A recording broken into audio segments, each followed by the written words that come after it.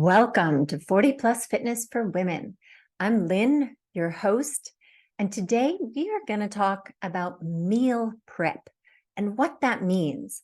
You hear about meal prep all over social media. You see people doing fancy meal prep things, and I kind of wanted to break it down to what it is, what are the benefits, how do you do it?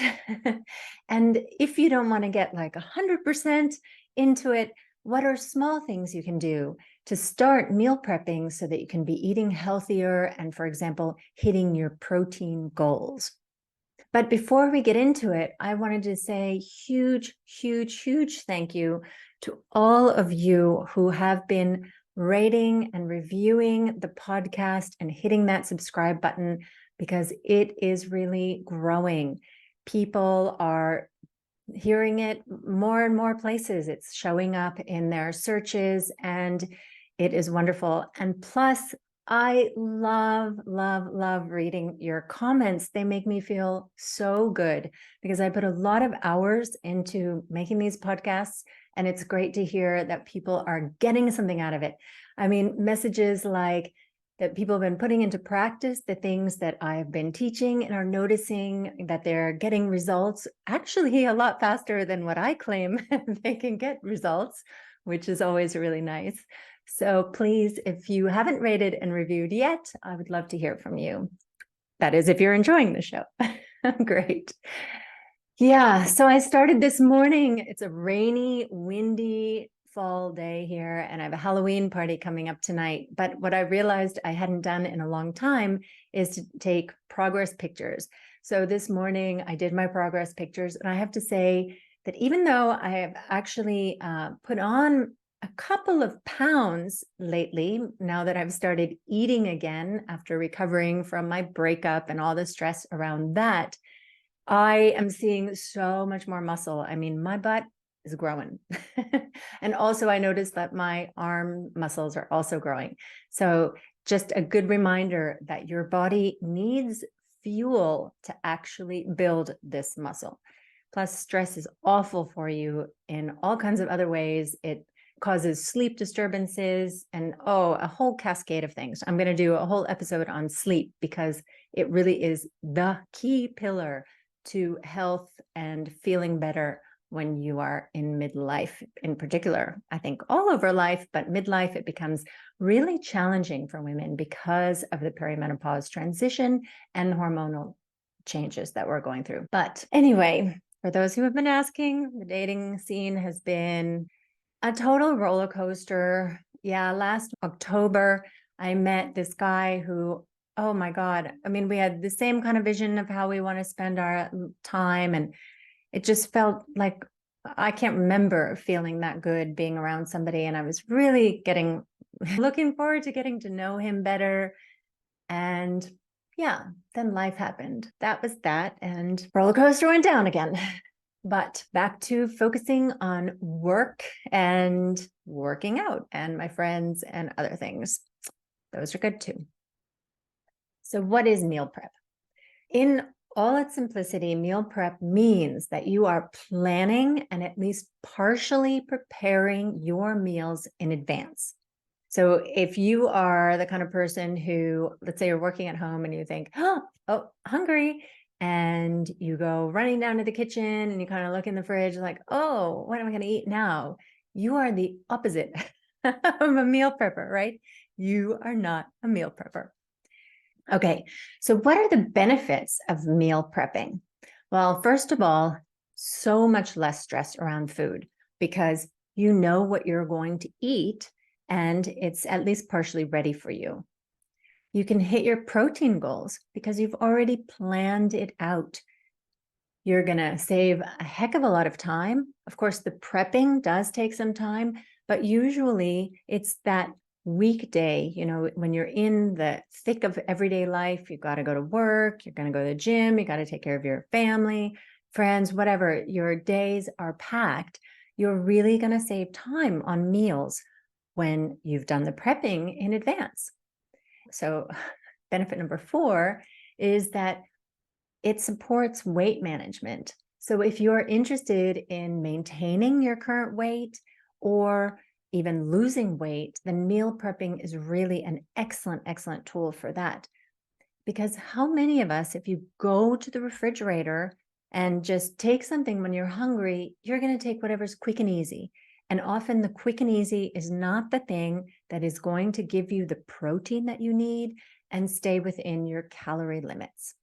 So it really, really reduces the temptation to just eat something easy. Like I have snack bars in the house.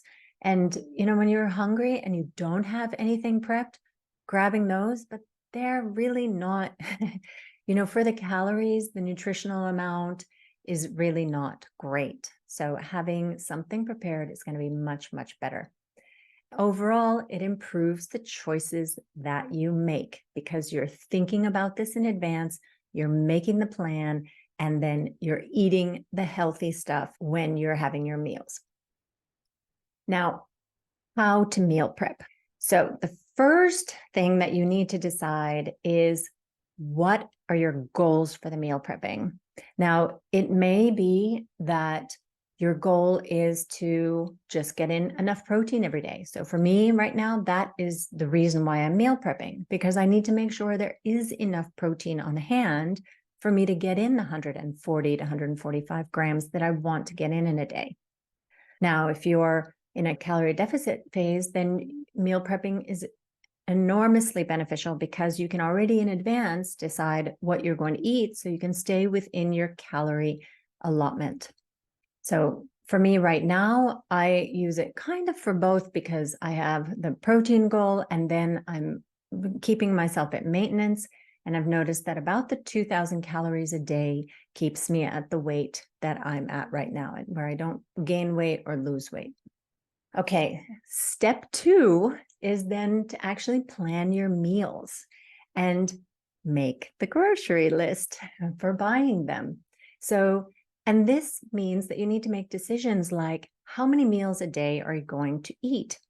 So I have talked about how I break down my day when I've discussed in previous episodes about how do I get in the protein that I get in.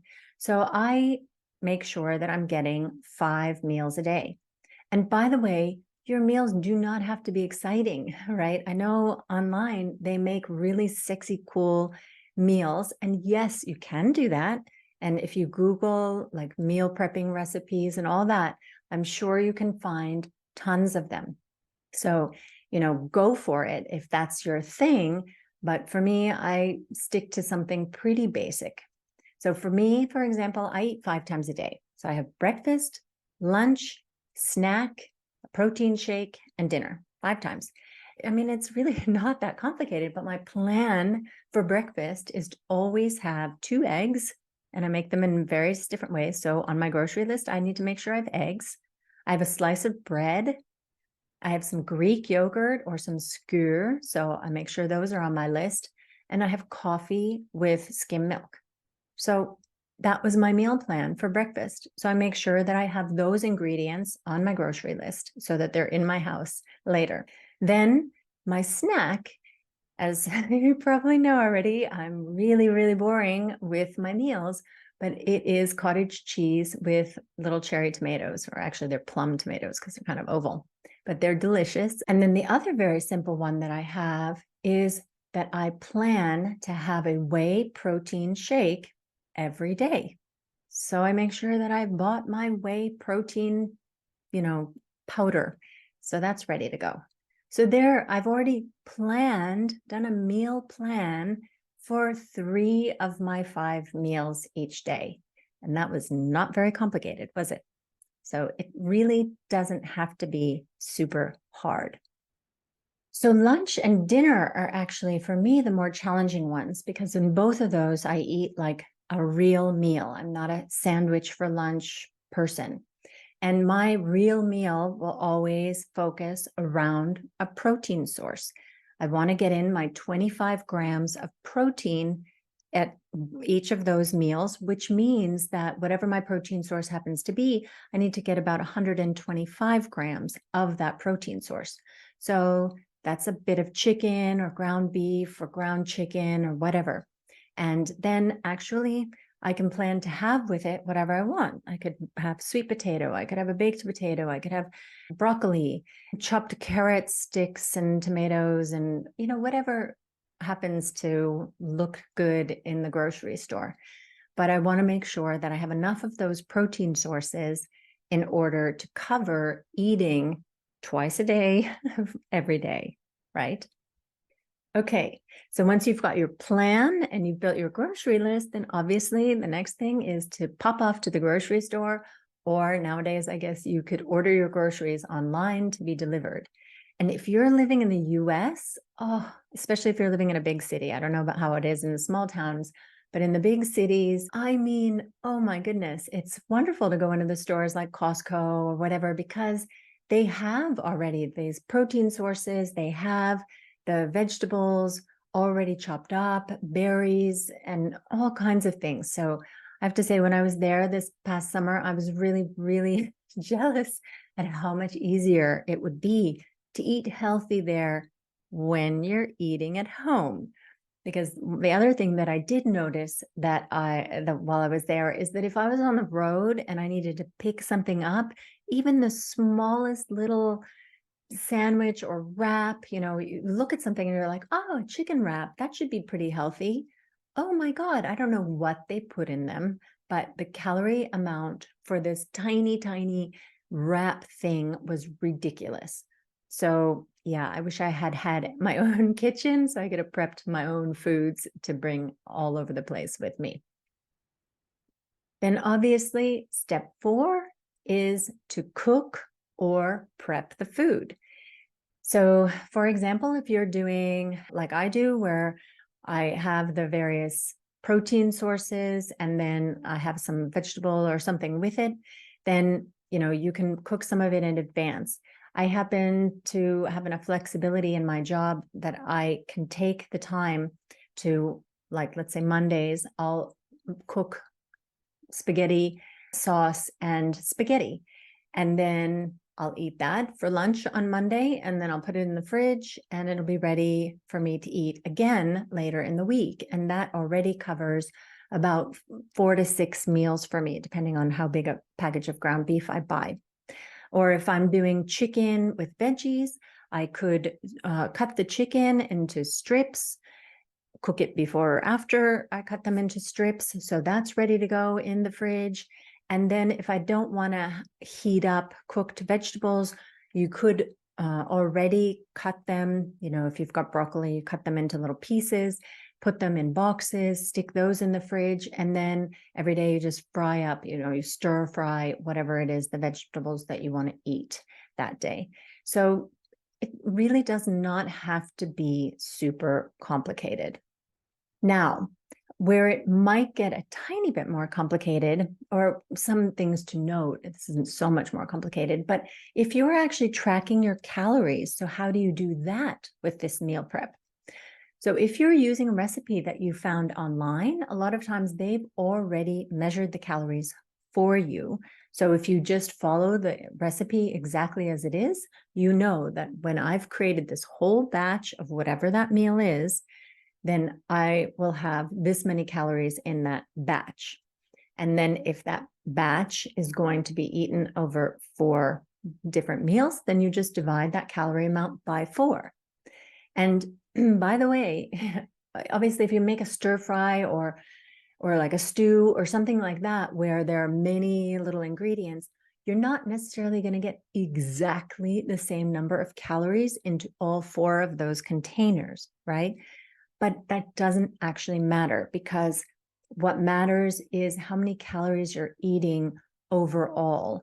I always measured the calories in a particular week. And one day you might have a little bit more, one day you have a little bit less. If you eat all 4 of those boxes of prepped food over the course of the week, then you will have consumed the calories of that whole recipe. Now, if you don't have a recipe where the calories are already counted for you, then what you need to do is you need to count the calories, right? So as you are cooking the food, so let's say it's a stir fry that you're making. So you take your, whatever it is, broccoli, and before you throw it in, you weigh it.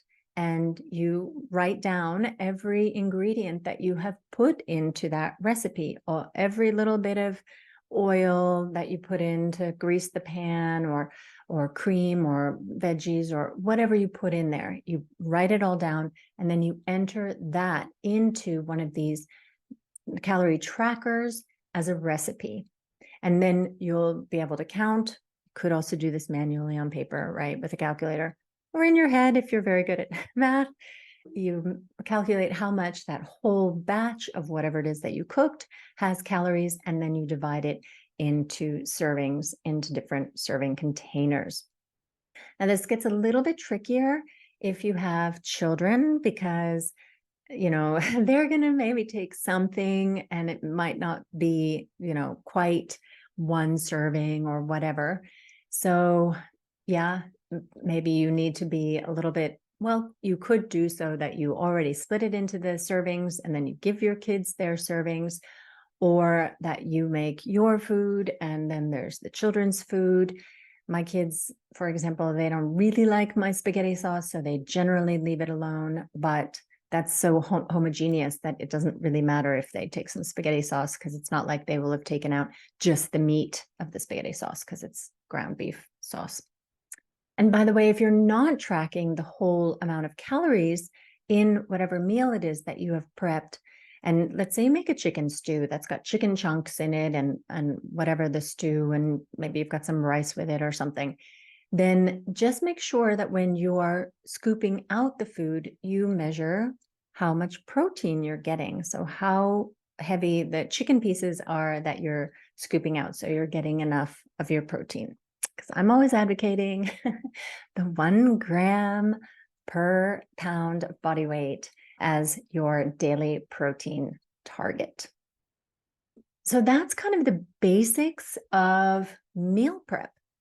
But if that all sounds really overwhelming, and I can completely get it, that can sound like, oh my God, I can't sit down with recipe books and calculating and a scale and all that kind of thing, then, baby steps, right? If you're somebody who has planned none of your meals really and is always kind of ad hoc eating, and you want to, for example, increase the amount of protein in your diet, you're probably not going to be able to go from getting like 10 grams a day or 15 grams, which is what a lot of people are getting, unfortunately, up to over 100 grams a day.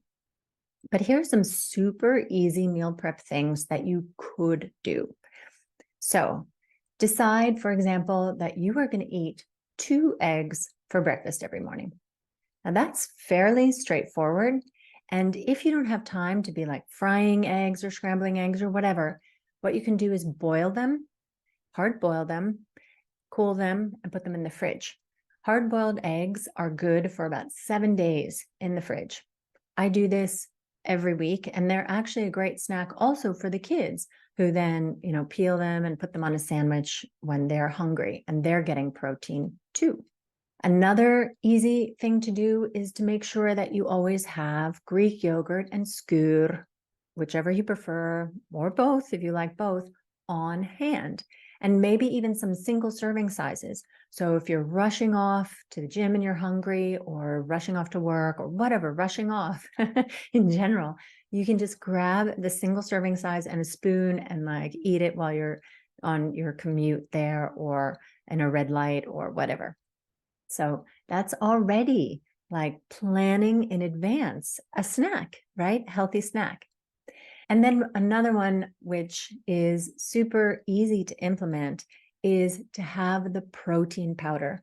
Just decide that every day I am going to have a protein shake, and keep the protein powder on hand and have the shake.